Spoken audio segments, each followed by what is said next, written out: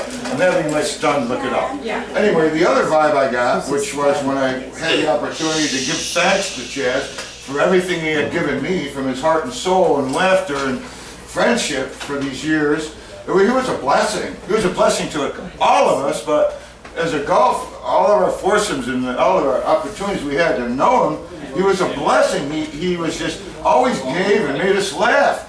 And I think he was a comedic genius. But anyway, there was one thing in the Bible that I happened to read that day, and I don't read the Bible every day, believe me, but I happened to read something, and then that led me to something, and that's why people think I'm crazy, but I follow things down so that when I read one thing, and it gives me the idea to read something else, and I just keep going. But anyway, I ended up there at the Bible. It was James chapter 4, verse 6, and it said, God resisteth the proud and giveth grace unto the humble. And, or God God resisteth the boastful, give grace unto the humble. And all the quote I read, it just made me, it broke me down, because it dawned on me then that Chaz was never boastful.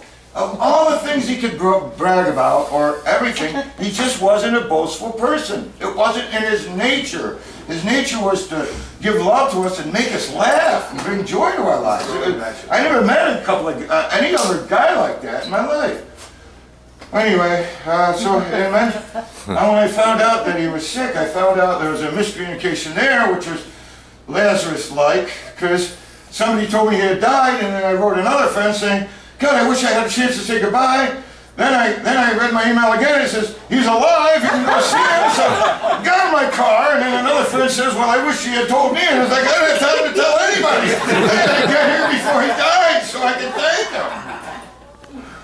Anyway, it's been a whirlwind for our family, I can only imagine. And one of my emails I decided to, because I was emailing Chaz, I didn't even know he was sick right up to the end. And he just didn't respond to every email, so I didn't think anything of it.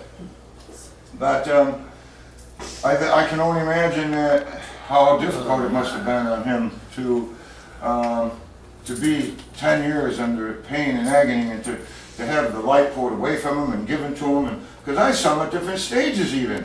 And although I was interested, I didn't want to pry, and I got the fence that he didn't want me to pry, so